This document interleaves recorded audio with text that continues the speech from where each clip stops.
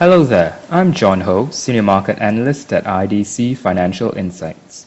Over the next few minutes, I'd like to share with you a little bit about what we like to call our innovation practice. Over the last 3 years, we began assessing flagship IT projects across the Asia Pacific, shared by technology practitioners and decision makers such as yourself. And in doing so, we currently track over 300 well-documented initiatives. Access to all this data puts us in an ideal position to discern what exactly it means to undergo innovation. That is, being able to set market precedents in business and technology while creating long-term benefits for the ecosystem that you operate in. The science of innovation is essentially our effort to determine how transformation in the enterprise has been and will be executed by evaluating the nature of decision-making and operations currently in place. This greater degree of structure is as much a guidance for you as well as an observation of the implementation regimes already demonstrated by the leading FSIs of today. As it stands, innovation is a function of 3 parameters.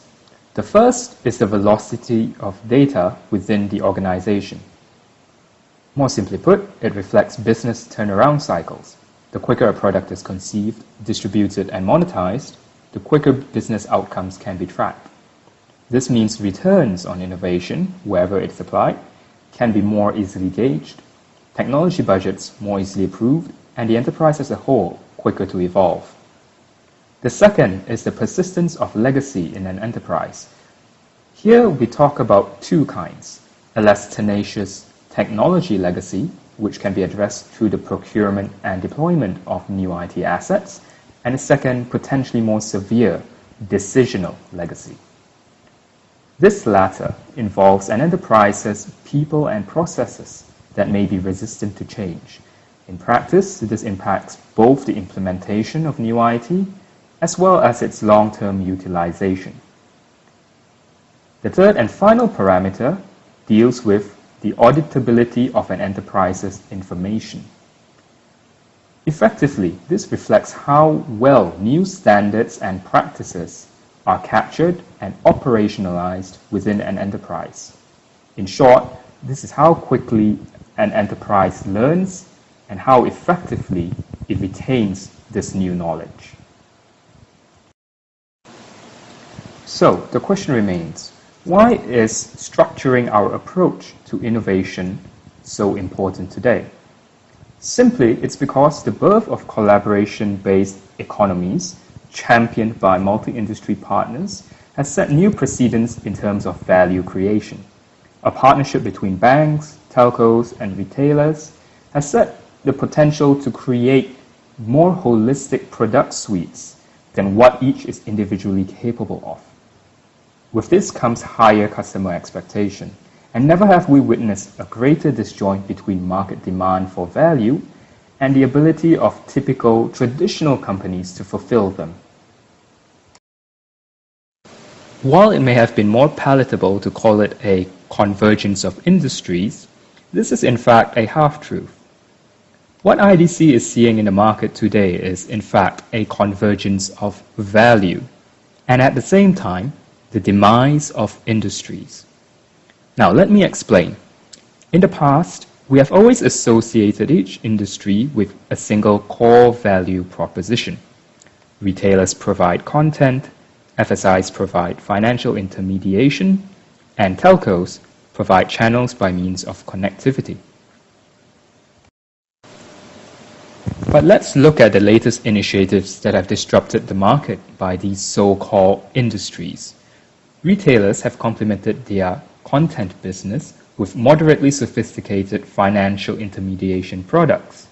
This includes checking, credit services, and even microfinancing. Similarly, they have branched into the channel space through social platform acquisitions, logistics, and e-commerce aggregation. In short, retailers are no longer just retailers. So, how would an FSI extend beyond its traditional purview of financial intermediation? We believe that moving forward, smart credentials identity gateways, open API platforms, and shared credit databases are a precursor to these institutions becoming credible channel gatekeepers. Content-wise, developer platforms and data marts represent opportunities for FSIs to tap into the retail commercial value chain. Likewise, telcos have augmented their channel propositions with fund transfer capabilities, e-wallets, and insurance becoming more FSI-like, and retailer-like too as they begin to offer content on demand and merchant aggregation services. To make this leap from old to new will be no small feat. The concept of digital transformation, or DX, has been something IDC evangelized in the market for some years now. And this fundamentally deals with the understanding of your enterprise's current state of maturity and the viable next steps that it can take. In conclusion, I'd like to leave you with 2 questions to consider. The first is, what is your organization's peer landscape? Here, it is important for you to discern whether you are playing against disruptors who are building new product ecosystems around sophisticated technology IP, or would you consider yourselves to be business transformers who are acquiring technology to augment existing products? Or finally, would you instead consider yourself to be an optimizer whose focus is on cost streamlining, on automation, and on the replicability of technology? The second question I'd like to leave you with is whether you are taking the right risks in innovation, or specifically, how you and your organization can come up with a formal means of fine-tuning this internal process. It has been a pleasure speaking with you. My name is John Ho of IDC Financial Insights, and I look forward to speaking to you again.